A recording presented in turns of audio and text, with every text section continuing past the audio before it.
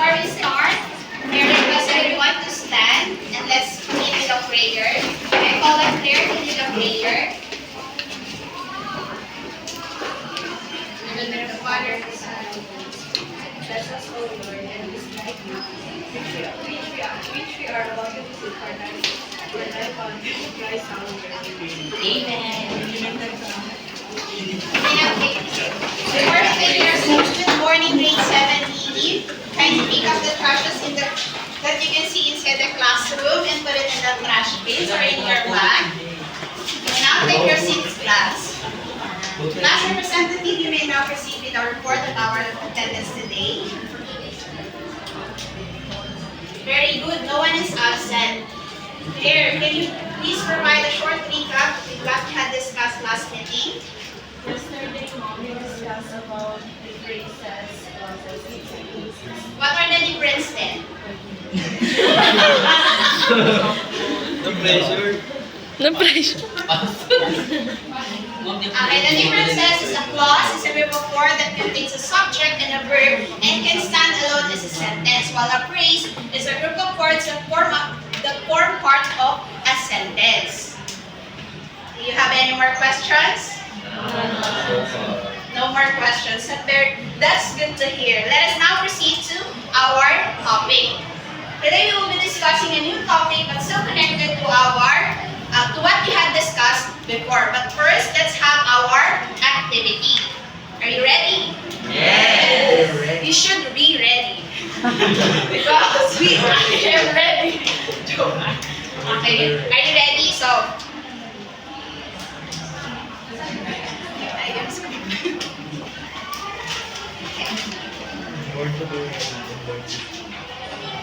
so this activity is called sorting challenge. Here are the mechanics of this activity. So the class will be divided into two groups, and each group will be given 1 minute with the clauses that you need to identify if it belongs to set A or set B. Are you able to follow? Yes. The first group to finish the challenge with a correct arrangement will be announced as the winner. Are you able to follow? Yes. Allow me to give you the materials to be used. Let's just make it simple. This will be the group 1 and this will be the group 2.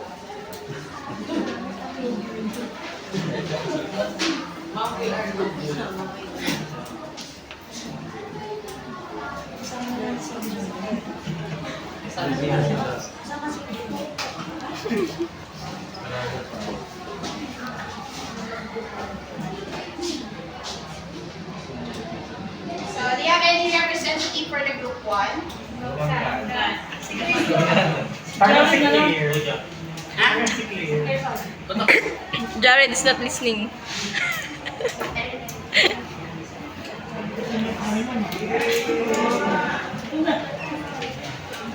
Who's the representative for group 2?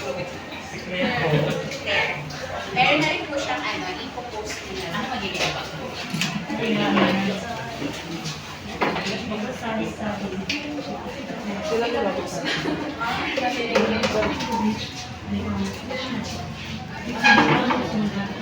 I will start the time. You only have 1 minute to finish the challenge, and your 1 minute time starts now. Let's go.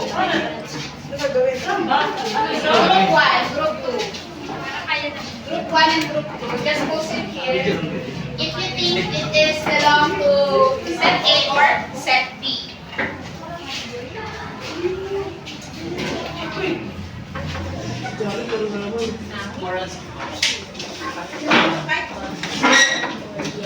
Thirty seconds left.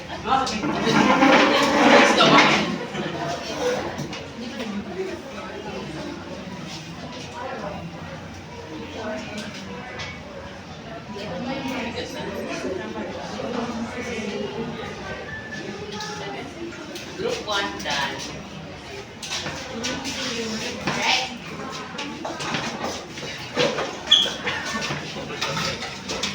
Your timers, your 1 minute stops now. Thank you so much for your...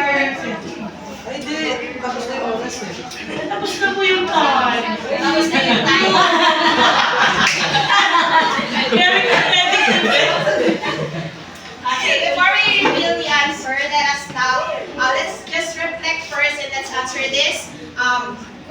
class. What have you noticed in the given examples? Yes, there. Ma'am, sa ano po, sa set A, ano siya? Ano yun? Does it have complete thoughts? Yes, ma'am. And sa set B naman po, ano po? Very good, because all the classes examples are what we call dependent and independent clause.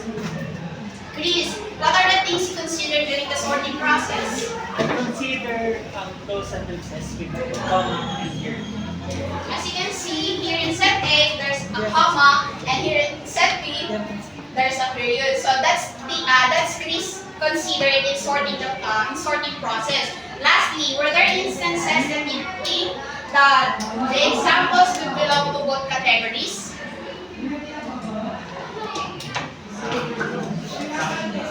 Yes or no? Yes. Okay, let's now reveal the correct answer. Actually, the group that has a correct answer is the group 1.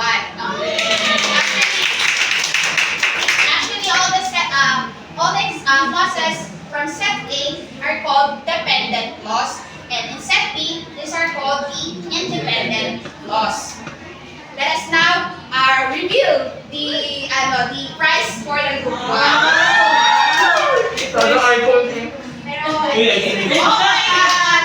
I'm not so sure kung kakasya sa inyo. Ayun. So let's give them a round of applause.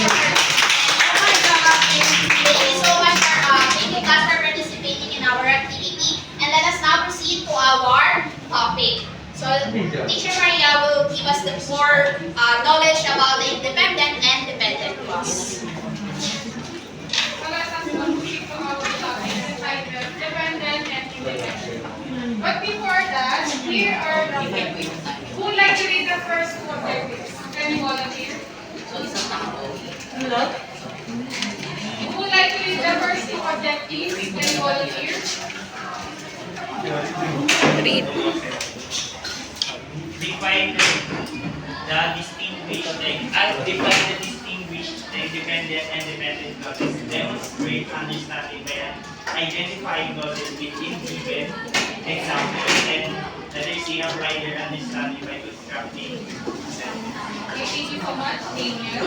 So, let's go to our main topic. Jane, can you please read what is clause? Jane?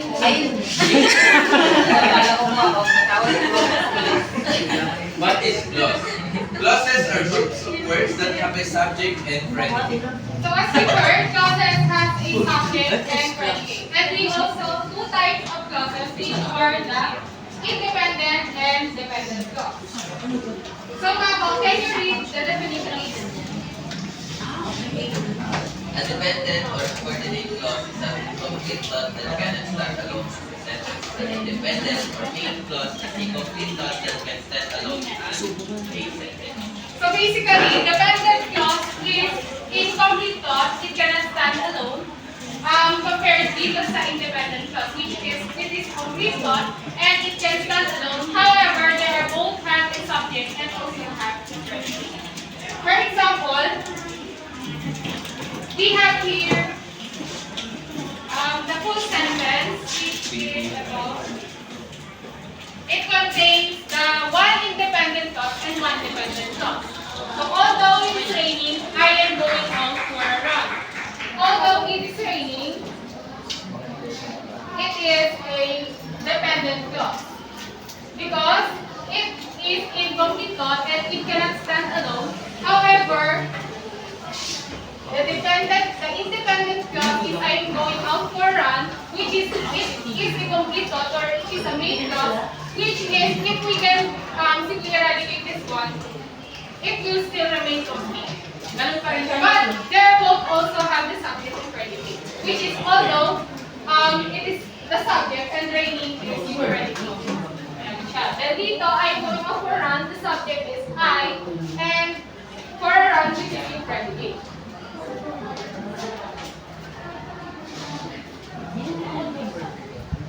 So can you please read anyone what is dependent?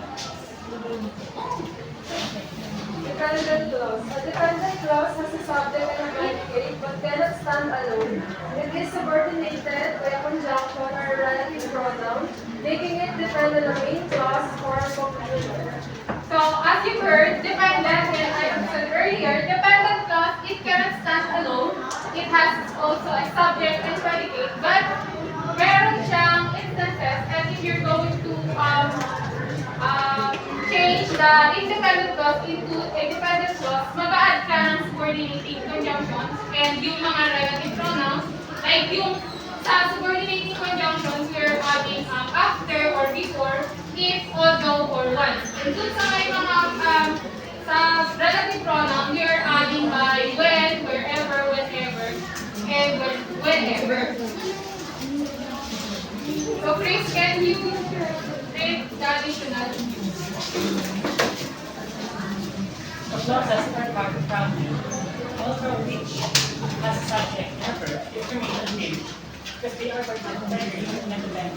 Those clauses serve the main clause as modifiers or as nouns. They are generally classified as verbs, adjectives, or non-clauses. So, sabi dito, clauses are fragments pa rin. Although may subject and verb siya, it remains unfinished pa rin siya because this clause serves as the main clause and as a modifier now. They are generally classified nouns as adverb, adjective, or a noun clause. For example, after I leave work, I will stop at the grocery store. Here, as I said earlier, para ma-change mo yung isang independent clause, para maging dependent clause siya, is mag-a-add ka ng mga subordinating conjunctions or ng relative pronoun. Here, the dependent clause is after I leave work, which is I leave work. This is independent clause, but because we added the word after, ito ay subordinating conjunction, naging dependent clause siya. And this dependent clause nagsiserve as an adverb dito sa I will stop at the grocery store, which is yung main clause. Number 2 example, the guitar that I like is for sale. So the dependent clause serves as an adjective for the subject because the guitar, dinidescribe niya yung favorite niya, yung like niya na guitar ay binibenta. Tapos, what the decisions will remain to be seen. Dito, the decisions will remain to be seen, independent siya. But it turns out to be dependent clause because we added the subordinating relative pronoun which is yung word na what, and the dependent clause nagsiserve siya as noun of the sentence. So, can you guys do that?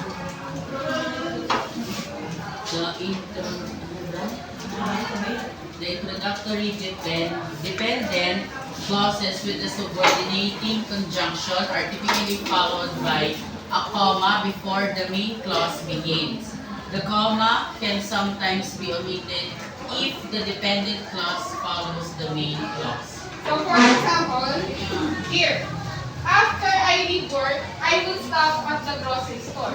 Sabi dito, nag-a-add siya ng comma kapag pinagko-connect yung dalawang independent clause. And dito, I leave work, kagaya ng sabi ko kanina, independent siya, naging dependent dahil nag-added tayo ng subordinating conjunctions na word. I will stop at the grocery store. Ito ay independent clause siya, pero nilagyan ng comma before siya mag-proceed doon. Then, I will stop at the grocery store after I leave work. Dito, wala siyang kahit anong ng task, but they are using after, the word after, which is subordinating conjunction. Can you please read that? An independent clause contains a subject and predicate and can stand alone as a full thought, does not need another clause to be finished. So, independent clause is complete thought. Nakapag-iisa siya, and it is a main clause ng isang sentence. For example, I will stop at the grocery store. The guitar is for sale. I am going out for a run. So, these examples are the examples of independent clause, which is the main clause. Nakapag-iisa siya, kahit matanggalin yung dependent clause and or kapag pinalis pa rin yung ibang mga words. So independent clauses can be modified by dependent clauses. They can be joined to other independent clauses by coordinating conjunctions, a colon or semicolon. If connected by coordinating conjunction, independent clauses are often separated by comma, particularly if there are longer sentences. Shorter independent clauses may sometimes omit the comma depending on the clause style. So here, palagi nyo natatandaan na kapag dependent is gumagamit siya ng subordinated conjunctions or relative pronoun. But in independent clause, gumagamit siya ng fan voice or using comma or semicolon sa kanilang mga sentences. Example, the fence needs to be repainted and I will take off its soon. As you can see, the fence needs to be repainted. May comma siya. Pinag-join, ito ay dalawang independent clause combined with a comma and yung coordinating conjunctions na end. Here. Sa second, you stick the fence and I'll take it. Dito, hindi siya gumamit ng kahit anong pananda, but they are using the coordinating conjunctions which is you and pa rin. Tapos, sa third, the fence needs to be repainted. I will take your it soon. Gumamit naman siya dito ng semicolon dahil pinag-combine niya yung dalawang independent clause na related to each other. Sa fourth, the fence color is fading. It's time to repaint it. Dito, gumamit siya ng colon, kumbaga ginawa niya is dinidescribe niya yung fence na kailangan ng pinturahan ulit.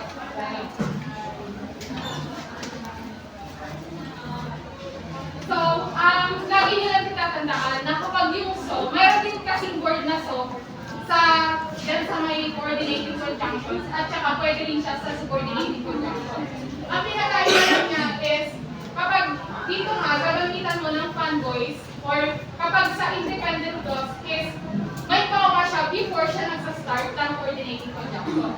Kapag sa subordinating conjunction, ano naman siya, hindi siya gumagamit ng kahit anong ganyan na coordinating conjunction and more on sa mga independent clause is hindi siya complete thought. Tsaka beginning of the sentence. Yes. So yung coordinating. It was calculated, for example, it was calculated this ay bad at math. Gumamit siya dito ng tuldok because tapos na yung isang sentence and nagsimula siya ng panibago. However, dito, it was calculated is, naglagay naman siya ng comma and yung sumunod na coordinating conjunctions na ba ay bad at math. Ganon siya, yung pinagkaiba niya. So, meron kaming activity, which is itong roll the dice. So here, the teacher will divide the class into two, and each group will have a representative who will roll the dice. Each dice contains the dependent and independent clause.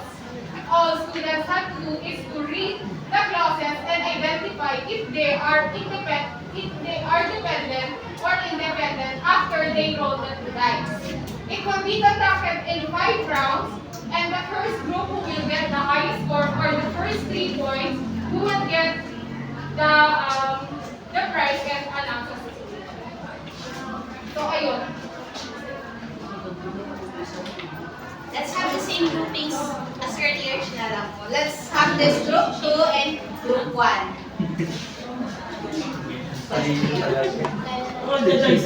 Dito na lang kayo sa ano. Who will be the representative for group 2? Ayun lang. Opo, kahit ibagsak nyo na lang sa baba. Para galon. Sabay po kayo. Sabay po. Binagsak mo po. Si Jared siya. Sabay kayo mag... Ako, dalawa kayo. For example, class. You roll the dice and then ito yung magas. I got atong ID. When the clock strikes midnight. I-identify nyo kung dependent or independent clause. Yung dalawa. Ganun.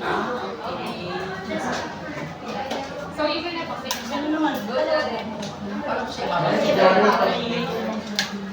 Pag mali niya na pagulang ko, Magaling mag-take eh. Random tayo. Okay, hindi na ako kung ano daw. Alam mo, magsasabi kayo. Alam mo, naka-8 ball eh. Sabay kayo. Sabay kayo. Game. May bakong pa rin. 3, 2, 1, go. Ano yung color game?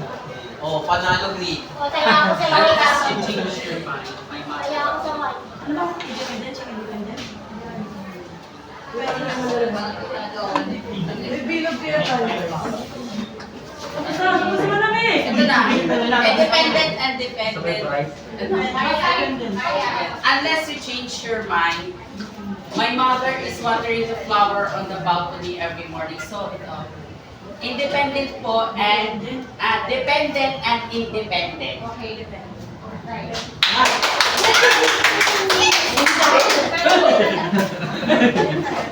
Okay, second round. Uy, Isuro naman. 1 point. Basta karamihan niya, mabilisan niya. Bilhin mo! Basta may 1 point na kayo. Ayun na. Ano na? Wait lang, wait lang. Ay, sorry. May 1 point ng group 1. Wala silang point. Okay, round 2. Go na! Wala, nagano na. Bilis, bilis! Basahin mo, basahin mo. Ba't sila pwede? Ano sila? Panalo ulit sila. Nakasama na sila. Oh, bilis! Sino? Nako!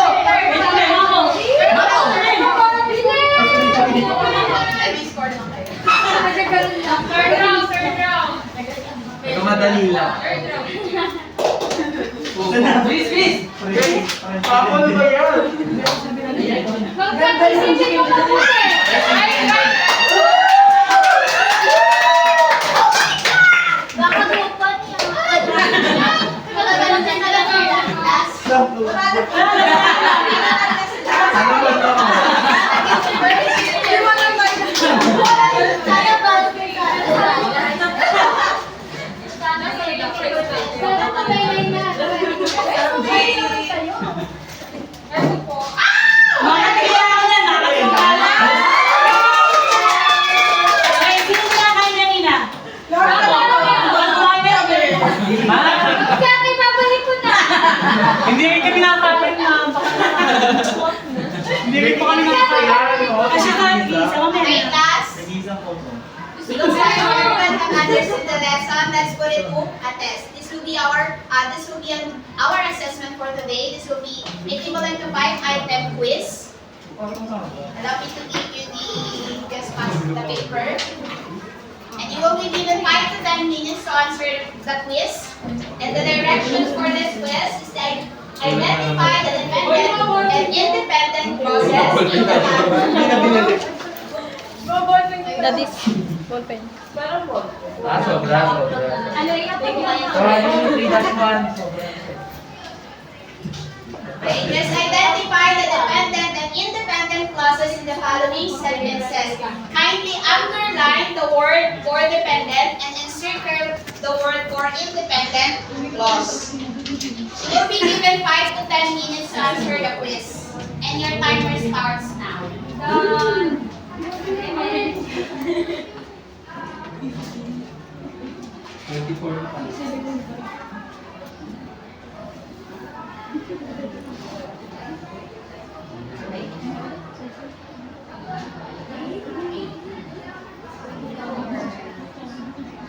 Find your own paper, class.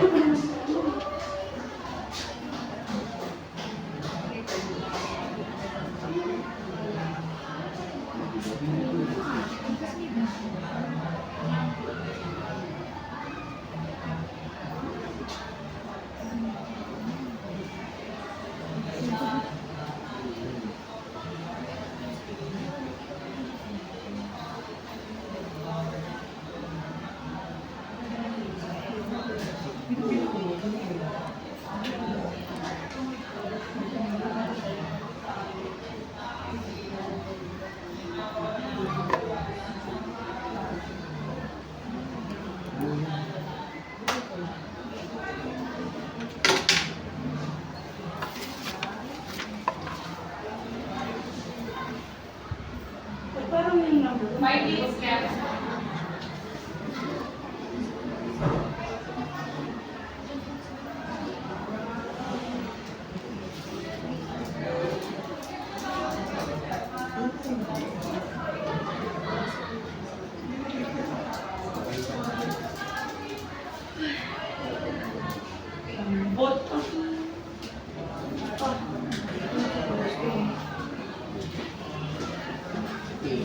For those students who natapos na po, you can pass your paper na.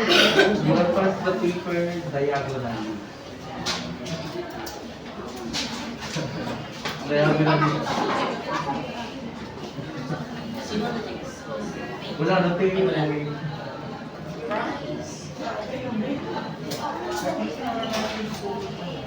Ito po. Okay, yung mga nakakain ko niya, sila kakain.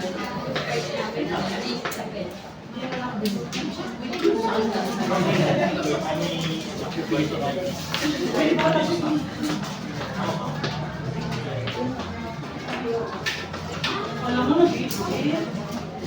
Gusto niya, group 2. Gusto ko Hindi ko nga ako binigyan ng squid eh. Nag-uusap naman yan for group 1. Wala, get one. Bigyan niyo sila. Bawa naman sila eh. O, di na Quiet marami. class. Pero pag hindi pa po tapos nag-asal. Sige, palitan sa akin. Mama, sila po, ma'am. Wait, nakita ako dito. Wait, mag-isa lang, Beng. Dapat chips ako. Ay, wow. Group 1? Parang kaya ka dalawa. Mali ng bawan nyo eh. Dapat kami yung independent ko na. Ma'am. Ang title po. Ay, sa pang group 2 kasi ayaw na yun. Bigyan niya yung group 2 kasi I think they're not good. Oh, siya ba? Kaya pag may sobra, balik nyo ah. Luis, May pa sobra eh. Tapos na po ang lahat. Sana sarap pa yung next group yung ano. Pwede pa kami eh. Sino nga absent? Alright, thank you so much for answering our quiz. Sakto sa inyo tatlo. Okay, have your attention please.